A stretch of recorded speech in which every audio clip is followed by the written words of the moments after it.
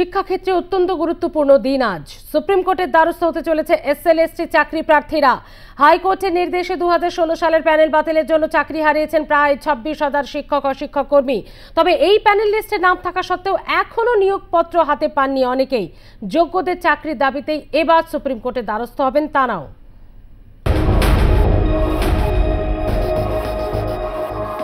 হাইকোর্টের নির্দেশে 2016 সালের এসএসসির প্যানেল বাতিল হয়েছে এবং তার ফলে প্রায় 26,000 শিক্ষক শিক্ষিকা এবং শিক্ষাকর্মীর চাকরি হারা হয়েছেন।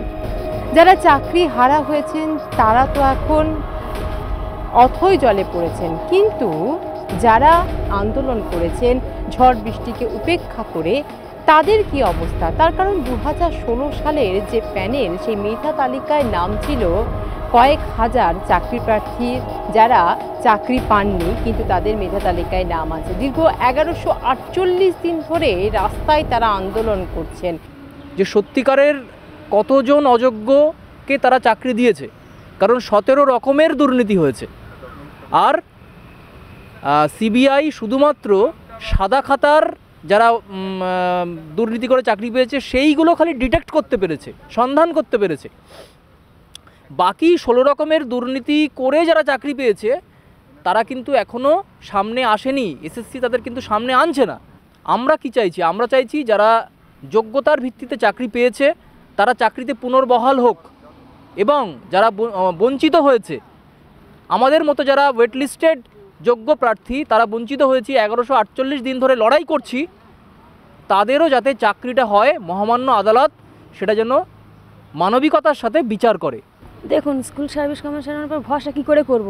মাননীয় চেয়ারম্যান সাহেব পরিষ্কারভাবে বলতে পারছেন না কারা যোগ্য কারা অযোগ্য। উনি তথ্যটা তুলে দেন, তো পরিষ্কারভাবে কোর্টের সামনে তুলে দেন, তবেই তো যোগ্য আর অযোগ্যর পুরো লিস্ট সামনে আসবে। তুলে ধরুক উনি। আর কতদিন এরকমভাবে খেলা করবেন? অনেক খেলা হয়েছে, আমরা চাই সমাধান, দ্রুত সমাধান। উনি বিষয়গুলো সুপ্রিম কোর্টে তুলে ধরুন। অনেক জীবন নিয়ে খেলা করেছেন, এবার আমাদের সমাধান করুন, যাতে আমরা যোগ্যরা বিদ্যালয়ে পৌঁছাতে পারি সেই ব্যবস্থাই করুন।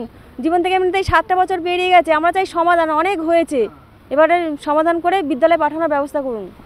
সুপ্রিম কোর্টে যাচ্ছেন, তো সেক্ষেত্রে কি মনে হচ্ছে যে প্যানেল বাতিল হয়ে গেছে, সেই প্যানেলে কোনো স্টে অর্ডার আসবে? বলা খুবই মুশকিল আমাদের পক্ষে, কারণ স্কুল সার্ভিস কমিশন কি হলফনামা দেবে সেটার উপরেই নির্ভর করছে। কারণ এখনও পর্যন্ত যে 5,000-এর কথাটা আমরা শুনছি, এটা কিন্তু সিবিআই ইনভেস্টিগেশন করে যেটা বার করেছে সেটাই। এর বাইরে কিন্তু কমিশন নিজে থেকে কিছু বলেনি বা কোনো কিছু দেয়নি।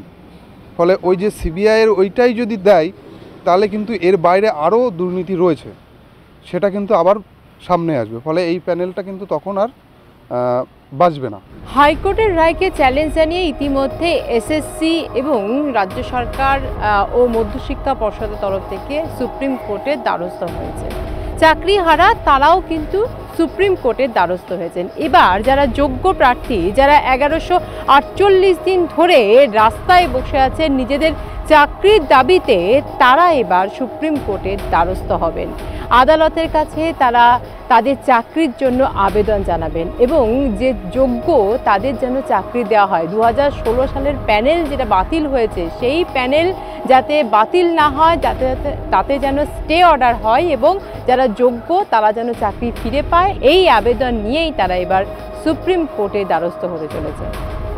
ক্যামেরায় প্রসেনজিৎ সাহার সঙ্গে নাজিয়া রহমানের রিপোর্ট, আর প্লাস নিউজ, কলকাতা।